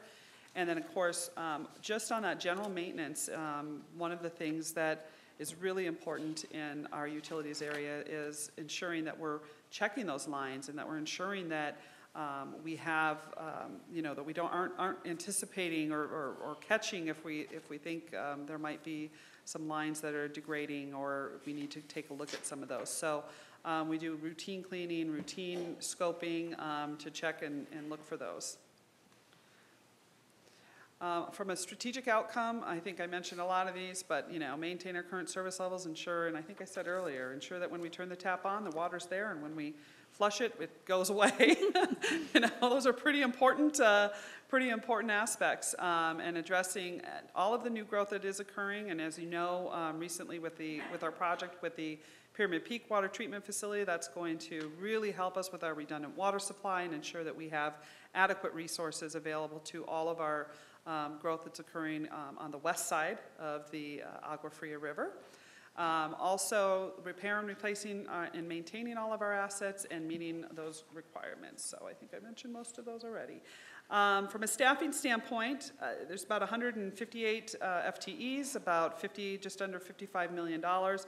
This is an area that's part of an enterprise fund. An enterprise fund, of course, is a fund where it's run more like a business. So the user fees that we collect through our water and wastewater rates help support the cost of the operations, the cost of capital, all of our reserve requirements and such. So we ensure that this is run from the standpoint of a business and ensure that we don't use any of those collections of funds for any other purpose in the city other than our water and wastewater requirements.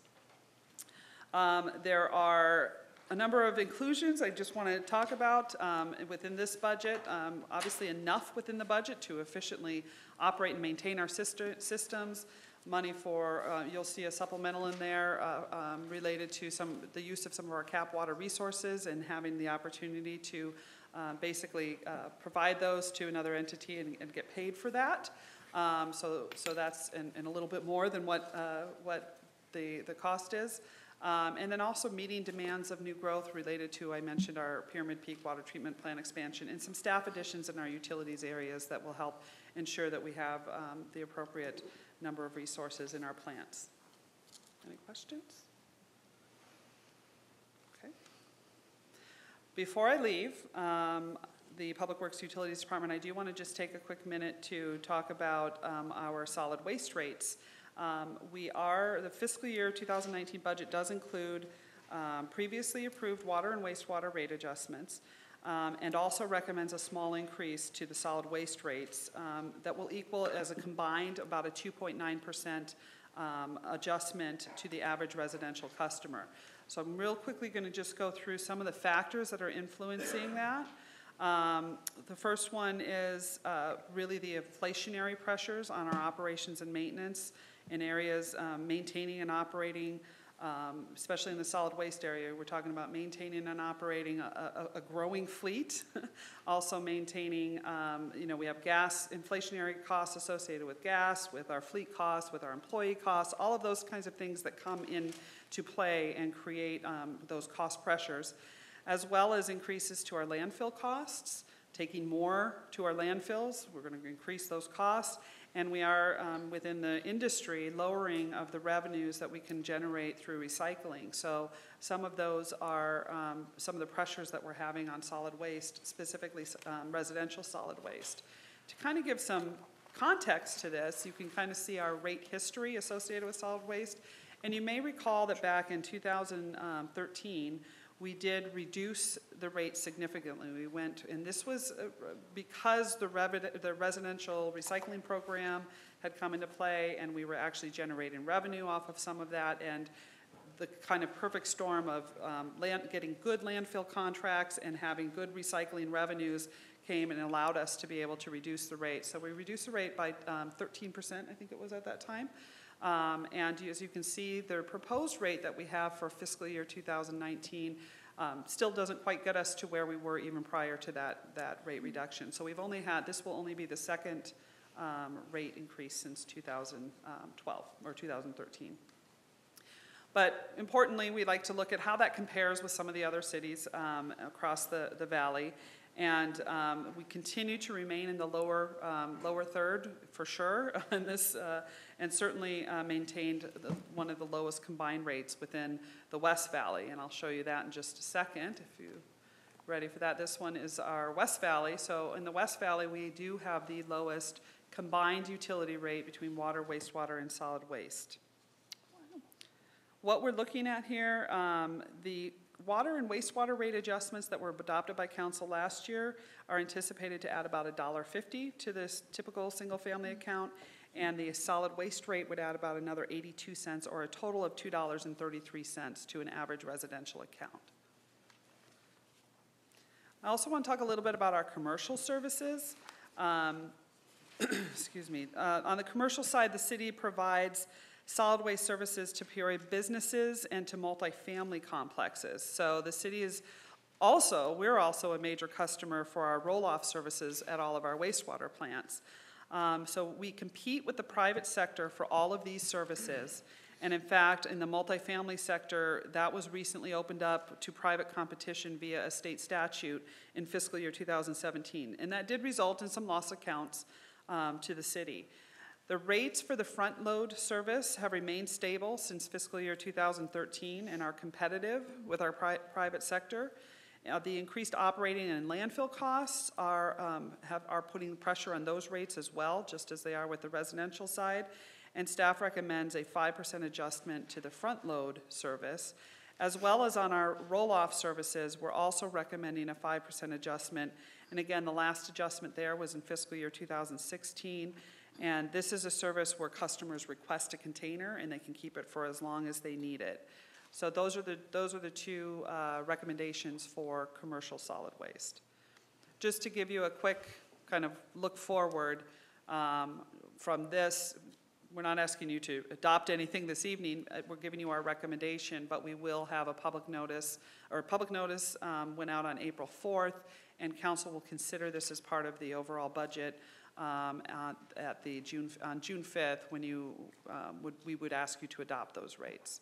So just kind of giving you Katie, those commercial rates, yes. Do we know how we would compare then with other commercial enterprises? You know, I've heard this answer a number of different times, and it really is true. So it's hard to compare with commercial from the standpoint of they have much more ability and flexibility to react to anything that's going on in the market. So They can do contracts that have ramp up, contracts that come in at a real low price at the beginning and then ramp up over time. We publish rates, and those are our rates. So we have no way to deviate from that. So really it becomes a consumer choice as to what they want to use, and they certainly can use a private sector company. We like to think that we provide better service, but that is one of the challenges that we have with kind of doing those kinds of comparisons. So have we ever looked at the benefits of staying in the commercial game or getting out of it completely? That's a really good question, and I think that that's one that potentially this council may want to consider, or a future council would want to consider. When we've looked at the overall financials associated with our commercial solid waste functions, it is an area where over time we are seeing without rate adjustments, and again, rate adjustments put us in competition with our private sector. Without rate adjustments, we continue to kind of end up using up some of any kind of available reserves that we have for this. And at some point, that could create a situation where we need to make a decision as to, can we compete, A, and if not, should we look at doing something different and getting out of that business? Mayor, also, I asked Stuart to come up and talk a little bit, because there's another interesting piece to this business and industry, and that is the importance that we see in recycling service and how we might feel that our inclusion might impact the recycling. Thank you, Mr. Tyne. Mayor, Council, I think the conversation is very apropos, and we've always tried to approach this in that if we can remain competitive in the business, if we can make sure that we are recovering our costs in the business, then it's a good thing that we are in the business. Because in many ways, the public sector agency sets the bar. Because otherwise, the private agencies are going to be able to sort of play off one another, and it becomes more difficult, I think, for the consumer, for the businesses to make a choice. So we can sort of set a standard.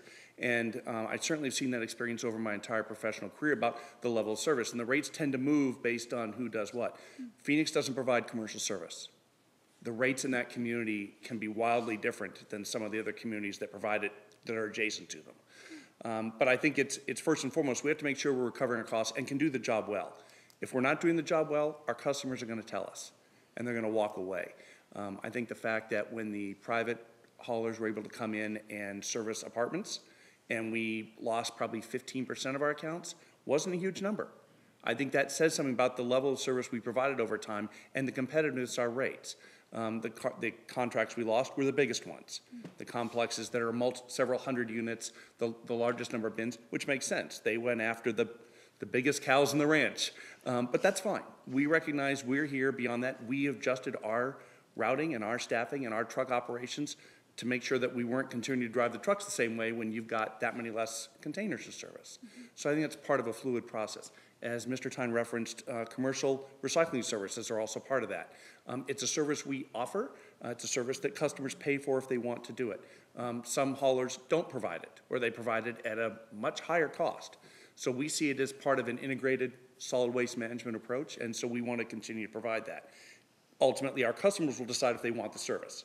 But as long as they can provide us fairly clean material and we can provide a bin and a place to put it, we want to continue to do that. So is the recycling that we're picking up from apartment complexes clean? Is it an asset for us? It's generally clean. I guess anytime you've got sort of mixed loads and folks don't have to sort of own the container, that's always a bit more of a challenge. I think where we have a little more success is in some businesses, particularly McDonald's that produces a lot of cardboard. They can set that bin separately, and as long as they typically have the enclosure for it and it's not a distraction for the public, it's a great way for them to sort of reduce their refuse sizing, but then still have recycling and provide the service. Because in the end, the McDonald's is going to generate X. Some of it's going to be cardboard and stuff that can be recycled. Some of it's going to be food waste and other stuff that can't so easily be recycled. Okay. So it sounds like we should stay in commercial for there's some assets. Some positives. Mayor, Council, again, I think that's certainly, as Katie referenced, a policy consideration in the end. But I think at this point, because we're financially in a good position, in both the roll-off and in the commercial front-load operations, there's not something else driving the conversation. Then it becomes more of just a policy choice rather than a financial hardship that it drains something else. I have one more question about recycling since you're here. I know that the sale of recycled products, I mean, we're not getting what we once were getting, but is it still the best place for us to be? And are there any other available ways that we can increase the amount of money that we receive from recycling? Mm-hmm. Mayor, I think that's an excellent question. The recycling markets are very much a global scale. It is not a local economy issue. It is not a national economy issue. It's truly a global scale. Several international countries, including China, have made decisions over the past year to dramatically reduce what they're willing to import. And as a result, when that demand went away, prices dropped dramatically. There was a time I know in this community where we were receiving $35 a ton for recyclables. We're now around 10. I think recognizing that our disposal cost is between $25 and $35 a ton, even if we got to the point, I'm not saying that should happen soon, that we got nothing for it, it still is a better bet environmentally and financially than landfilling the material. And I think that's why when, again, as Katie alluded to, when council made a decision to go forward with recycling and we started seeing higher revenues, rates were able to drop because we saw a higher flow in revenues. That market that was 4 or 5 years ago is not here now. That I can tell you for sure. I know, it's very sad, very sad. Okay, thank you. Any further questions? All right. Okay, I was going to, if we're getting ready to go into public safety, but I was going to check and see if you wanted to take a small break. Yeah, I think we should. Did you have something? Are we covering any of the other, like municipal court, city attorney, things like that? Are we covering any of those? We covered those as part of the administration, but if there's specific questions you have on those, I that have would. one question, because there's something that just jumped out at me that I wanted to just comment on and make sure that I'm looking at correctly, and it's in the Human Resources Department. Okay. And we talk about being a employer of choice, right? And I love, if you haven't noticed, I love looking at the metrics and seeing how the plans all kind of tie back to them. I know, it's annoying. But if you look at that number 2 metric on there, percent of employees that voluntarily leave and would recommend the city as a place of employment for others, that's 100%. 4 years, if 3 years in a row and a goal of, is that accurate? Every single person that's left here voluntarily have said that they would recommend the city as a place to work. That's amazing to me. That's absolutely phenomenal. That's an accurate number, right? I would defer to our human resources. Christine's here tonight, so I think Laura is out, but Christine's here and can probably. Councilmember Patena, did you recommend the city to other people when you left? He left before 2016, right? You're not on this list. Good evening, Mayor and Council. Am I on? Yes. It's 100% of those that actually conducted an exit interview. So we attempt to get all of the staff that are leaving to do an exit interview, and if they agree to do the exit interview, this is the results that we have on file. That's amazing. That is absolutely amazing. So I commend all of you, all of staff for that, because that's not just HR, that's every department that helps with that number. So that is an absolutely amazing achievement. So I commend you all for that. I'm blown away by that number. Absolutely. Choose not to do an exit. They're probably the angry ones that wouldn't. I don't have that information, but I can bring it back to you. Approximate. Yeah, I really wouldn't want to guess on that. I'm sorry about that. Thank you. Thank you. Okay, so before we move on to public safety, Council, how about we take a break? 10 minutes? Come back? Oh, 10 minutes.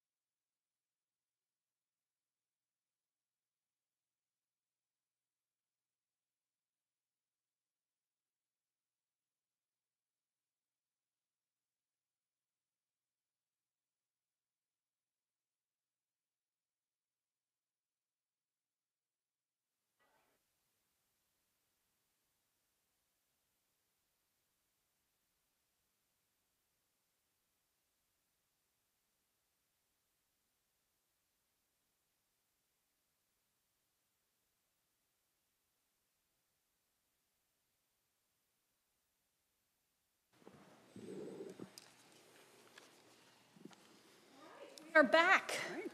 Mr. Tyne, you look a little bit different now. What, this whole thing? With that, we'll pass this on back to Katie. She will finish out, I think, public safety. Love to get your feedback on that. This would be the most significant change that you would see to the budget, and so we'd love to get your feedback on that. From there, we can talk about, but we'll most likely call it a night and then begin on the capital program tomorrow. All right, thank you. All right. Very good, okay. I will continue on with public safety. One thing with our public safety departments this year, obviously there's been a lot of discussion about public safety more recently, and there was a lot of work put into this. This is probably one of the areas where you're seeing the biggest changes in the budget in terms of the operating budgets. So I'll go through this, few things to go through. So on the police side, a lot of the divisions are administrative services. Obviously, it's patrol, it's communications, it's our special operations, which include our SROs, traffic investigations, SWAT, as well as our criminal investigations, and then also neighborhood services, code compliance, and our park rangers. So some of the major goals in this area, obviously, are to reduce crime and the fear of crime. That's always a goal of the police department. And they do an excellent job of that. Operating the department with maximum efficiency is important, and that, as you recall, coming out of the study of the growth strategic plan, there were some things in there that were recommended to be more efficient within the department, and some of those are reflected in the budget. To partner with the community to identify and solve problems with our community policing efforts, all of our various groups that come together and create even more eyes and ears out on the street, and provide extra support to the police department, and also provide the police department with people they can reach out to when incidents do occur within our community. The metrics that are associated with that are our response times to critical emergencies, our violent and property crime rates, and some of our clearance rates, and as well as our code violations that are resolved through voluntary compliance, which is always the goal. Some of the strategic outcomes of the budget is to ensure that we have the appropriate service levels on all areas of our police department, that we have well-trained and professional staff, both in our sworn ranks as well as our non-sworn ranks, that we have engagement with the community through all of our various community outreach efforts. We have, over the past, I can say for the past 7 or 8 budgets, I would tell you, that I've been involved with, continually having improvements to the type of technology that we use to be proactive in our policing, and ensure that we're connecting with our residents where they are and in ways that they can then reach out to us as well. So we continue to focus in those areas, and of course provide them all with the necessary supplies and equipment that are needed in order for them to all of our officers and all of our other employees in the police department to do their jobs to the best of their ability. Some of the key resources associated with this is this budget contemplates 318 FTEs. That's inclusive of what we mentioned earlier, which were some of the 12 positions associated with the growth strategic plan and the recommendations of the growth strategic plan. It's about a $50 million budget, and it's funded through general fund and what we call forfeiture funds, which are state and federal forfeiture dollars that we receive. And so the forfeiture funds are used to provide program support and equipment across the department, which includes some of the investigative training equipment, drones, interactive simulators, SWAT weapons, an all-terrain vehicle, a number of things that we are requesting through that program. Oops. Go back to that. We also do have some funding for some overhires as police personnel retire, and we do that in order to kind of maintain that continuity within the service areas within the police department, and ensure that we can get someone up to speed and trained for that position before the retiree actually leaves the organization. So with that, I can answer any questions related to the police department. Councilmember Hunt? Katie, I'm just not sure what this is, professional standards functions, and it's 3 FTEs. What are professional standards functions? Are you looking in the... Page 327.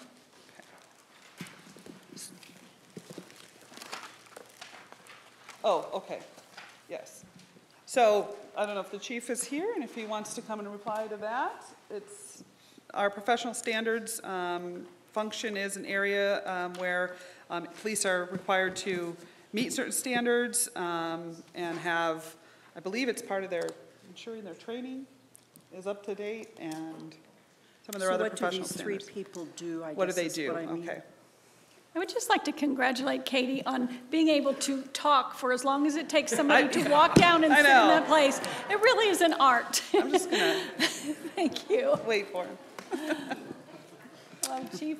Good evening, Mayor and Council. I believe that item refers to our professional standards unit, basically our internal affairs unit. That consists of a lieutenant and 2 sergeants who handle our internal investigations. Why don't you say that? So, professional standards functions does not sound like internal affairs. Okay. It is. No, seriously, who could know that? Are there any other Well, questions? it's a term that's used by a lot of law enforcement agencies across the country, but I understand some people may not understand By it. people like me, it's not. Chief, I have a question. You've got investigators in a number of different places. You've got criminal investigations, and then there are investigations listed under special operations. So can you just tell me the difference? I don't know what those functions do. Sure. We have investigators that work in several areas of the department, Mayor and Council. You've got some that work in criminal investigations. You've got some that work in areas such as our traffic unit, and they have investigators that work in the traffic unit, and then some that are assigned to what we call our street crimes unit. They do kind of the narcotics, kind of the street crimes investigation thing. So you have investigators assigned to several areas of the department. Okay, so, and they all have different skill sets and training required? Correct, Mayor. Okay, thank you. Yes, And the Councilmember Hunt? community relations, I know what that means, but tell me how that functions. And you have 1 and about 2/3 of an officer on that. Correct. Our community relations is basically our public education specialist. I believe you've met her, Lisa Maddox. She handles our public relations, community outreach for setting up things like the GAIN event and setting up things like National Night Out and taking care of our multi-crime-free housing program. So those are the types of things that she does. And she brings in homeless, isn't she? No, that's not, that's a No, different Lisa. That's a different area, Okay. Mayor Pro Tem Hunt. Okay. Okay, and then she must have 1 staff, a part-time staff, looks like. Okay. Because I was just thinking, what I was thinking was in the terms of neighborhood policing. That's what it sounded, community relations, that's what it sounded like to me, but I get this. Correct. Any other questions? And we have taken all of the information from the growth survey and, or growth study and put those into this budget, correct? Yeah, allow me if I may. So obviously, we had a very good, robust conversation about the growth strategic plan and hearing from the consultants' recommendations. And just a recap of that, that included a number of suggestions and recommendations to look at deployment and different shift times and aspects like that. Internally, those are being done through Chief Minter, his deputy chiefs, and the command staff, and we're getting some real great progress on those pieces. In addition, there were some recommendations for the very immediate term to look at ways that we could add value, and that included 9 of the positions that you do see here. The only positions that were not included were in the area of park rangers, and in that area, if you recall, we had discussions about looking at that a little closer as how, what is the role of those rangers, how can we apply that going forward? So we were looking at that over the next year. In addition to that, the City Council did identify an interest in maintaining the same kind of distribution of police officers that I have. So counter to what the recommendation was from the consultant, we did include 3 police officer positions to ensure that we have the same distribution at that point. So a total of 12 positions. So I hope that addresses that. Yes. Good, thank you. Anybody else? It's a big budget. Thank you.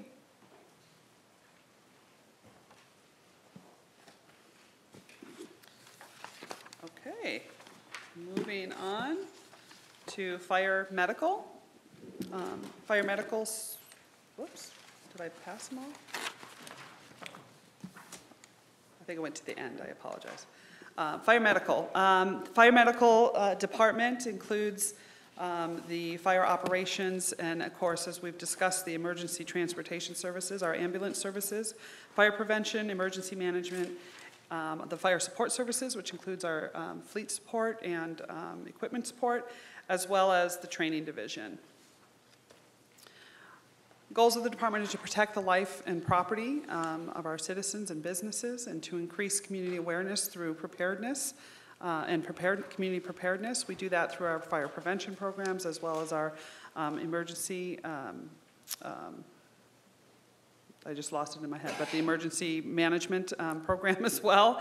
To operate the department with maximum efficiency, again, trying to ensure that when we look at planning for the fire medical services, that we're looking at, all aspects of the services and to determine when we need to add, how many, who's planning to retire, what is the, do we need more paramedics, those types of things. And so we look through all of those and have conversations about how we can do that in the most efficient way. We also look at that in relationship to how we time bringing on new ambulances and other services that will provide us with the most optimal cost savings associated with that. Some of the metrics are obviously response time is a clear metric with any public safety area. Our compliance with all of our training, fire inspections. This area also does inspections of all of our commercial businesses throughout the city. And recently, they got reaccredited and wanted to maintain their agency accreditation through their accreditation agency. Some of the key strategic outcomes are to maintain all their performance levels. They've been recognized in many areas of the fire medical department as being at the top tier and a leader in the valley, as well as ensuring that all the staff are well-trained and professional, and that the emergency ambulance transport system is working, and we are very happy to say that that's one that we believe will be cost recovery, which is going to be very important for us to continue to grow that program, and ensure that we have the necessary safety equipment and supplies for all of our firefighters and those who are out in the field. So with that, you'll see a few items on here. Our staffing, our resources there, we're 211 strong. We are $36 million, a little over $36 million funded through general fund and some fees for service, not too much, but some fees for service. And then also some of the inclusions are, as I mentioned, the ambulance service going into phase 2. So we're adding 2, we're basically taking out 2 contract ambulances and adding in 2 city ambulances into our service paradigm. And we're also doing some paramedic training, which is going to be very important. We are looking to we're going to train a total of 14 paramedics. 8 of those are related to the ambulance service, and the other 6 are to continue to provide enough paramedics within the fire department so that they have the right numbers as people kind of either retire who are paramedics or as people who are paramedics get burned out or need to not be paramedics for whatever reason because it's a tough job. Have others that can move into those positions as well. So we have 14 positions that are going to receive paramedic training. Some facility renovations at Fire Station 3, some expansions of the bays there, as well as some equipment and some safety equipment associated with some of the gear that the firefighters wear and ensuring that they have a duplicate set so that they are able to ensure that they get taken care of and washed and any issues associated with that. Any questions on that? Did you have a question? Councilmember Finn. I know it's a surprise, but I have some questions on the metrics and the performance numbers. So question number 1, and Chief, this might be for you. I'll try and talk for a while and kind of fill the time like Katie does until you get down here. So I don't have to. So my first question is I look at the metric of inspecting 100% of occupied businesses annually. The target is 100%. We're at 90% last year. We're looking to go 100% this year, but we're not adding any additional staffing in that area. I'm just curious how, that's a pretty lofty goal to be at 100% as a target. I'm just curious how you're gonna make that work. Mayor, Vice Mayor, Mayor Council, we increased by about 2 inspectors a couple of years ago, and so we have been catching up with some of the annual inspections that we do, and we think by next year we'll be at 100% inspection rate for all the businesses that are out there. Okay, it's a lofty goal. So my second question is, I noticed that we, and this isn't a question for you, Jeff, it's probably for you maybe. I noticed that we measure our response time for fire differently than we measure and track for the police department. And I'm wondering what, I kind of like this way with the percent that you respond in 7 minutes or less. If I did the math right on the police, I believe from call to arrival was 7 minutes and 11 seconds for police, right? That's what the target was. So, if I'm reading this correctly, you're looking to be responding in less than 7 minutes, 90% of the time. So there seems to be a fundamental difference in the way that we're actually developing those metrics and measuring. I'm just wondering what the theory is on that. Vice Mayor Finn, I think the difference is the accreditation and how the accreditation sets those parameters. I see. You know, Okay. and I mean, I think it's a great point is that there's a number of metrics that we can use and apply to assess us. And to your point, that is an important analytic that could be helpful in the police side as well. And so I think that is something that we can look at and that the chief probably could elaborate on. To Chief Reese's comment on that, when we look at, for example, the Valley Benchmark Study, and when we look at uniform crime reporting that the FBI provides, they have it in a certain classification. That's generally what we provide because it's then considered to be a tried and true metric to compare ourselves to other communities. So we tend to advertise that more. That doesn't take away, however, that could be a very good analytic, and we do have a great staff in police to be able to help us with that. It makes perfect sense the way that you explain it, and I would never want you guys to do additional work just, you know, for the sake of it by any stretch. That was really a curiosity question, I think, more than anything else. So, okay, I'm done. Okay. So Chief, I just want to mention the additional gear that everybody is getting. It looks to me from this budget explanation that now that there are more turnouts and more helmets and safety equipment and everything, that everybody is going to be up to the point where we would like them to be with regards to their long-term health and the alleviation of carcinogens and those kinds of things. Is that correct? Are we healthy now? Will we be healthy now after this budget? Mayor, you're absolutely correct, is that everybody will have 2 sets of turnouts, and we'll have some extractors or some what that means is very big washing machines that extract all the junk out of and the soot out of the turnouts at several, if not most of our stations.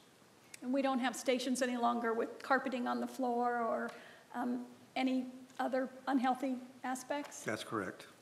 That's great. I'm really, really happy to hear that. Thank you. Thank you. I'm glad that we finally, we followed up on that and made sure that it happened in the end. That's really wonderful. And one more question about the ambulance service. So that we now have 2 more ambulances and 1 spare that's coming in this budget. So does that mean we are no longer using a private provider? Mayor, Council, for us to get back on the streets with these next 2, it'll take us about 10 months to 12 months before we're in the streets, and that's because of the training, not only the firefighter training, but the paramedic training takes 10 months, so it'll take us about 10 to 12 months to get them on the street. And so after that, we will not need another independent provider? Hopefully, we will have a very reduced private provider. And our whole plan is to have 5 rescues and 2 reserves on the street. And at that point, we'll be able to pretty much not see any private providers, except for peak periods they may have to be And when coming we in. grow. Yes. Yeah. I should have, yeah, that's a great point. One other item that's probably of use is when the city council committed to having Peoria Fire Medical serve on the ambulance service, had it pretty much as a ramped-up 3-year program, and we are actually ahead of schedule with regard to that implementation piece. So we're really excited. It is clearly a result of the great efforts that have been put forward by Chief Bratcher, Chief Reese, to make this a reality. We're very happy with the service that we're providing. We're getting good metrics in regard to recovery and learning every single day. But to your point, hopefully we can accelerate even more to fully implement this. Great, thank you. Thanks, Chief. Thank you. Any other questions? All right. Congratulations. Is coming to an end. This was really an opportunity for you to kind of go through the individual department areas and some of the, key outcomes that we're trying to achieve with the budget that's being presented before you. We will be having the CIP discussion tomorrow, so that's in the back of your book, and we'll be going through projects associated with the CIP. And then, as Jeff mentioned, have some budget wrap-up. So is there any other questions? I didn't think of this until after we were past that part, but back in the events, and I don't even need to go there myself, but the list of events that I referred to earlier, we had Shakespeare in the Park this year, which was very successful by all accounts, especially for a first time out on a kind of a subject that everybody might not, think, ooh, woo-hoo, but it was really very successful if you were there and you saw the audience that it appealed to and the numbers and everything. So maybe Mr. Sefton wants to weigh in on this, and you don't have to do it right now, but I wonder where that's going to fit in the budget next year. And perhaps we don't have to answer that, but it could be answered by that $30,000 consultant that we're going to hire to tell us what we should and shouldn't do in terms of our events. And he can look at it and look at the statistics and everything. John, did you want to come up? Mayor Pro Tem, real quickly, two things. Yes, with respect to the larger assessment you talked about earlier, and we still have one deliverable that we owe to you that we're planning on bringing forward, which is the presentation on the municipal arts program. That's the fund out of which Shakespeare in the Park was funded. So you'll see that reappear again as part of that conversation. Right, and I'm concerned that because that's a finite amount, that they work with on that, and that perhaps some of the wonderful placemaking things that we've talked about that will include their contribution, that if they have to produce Shakespeare in the Park again out of that $75,000 budget, it might restrict other placemaking things that we are going to want to do when we find out what they are. So I just want it to be there, a line item somewhere, and not just forgotten about it and say, oops, we'll get it next year. It's there, right? Thank you. Thank you. Thank you. All right, well, thank you for magically knowing absolutely every line that is in this. Both of you, you're incredible. We really appreciate it. Yes.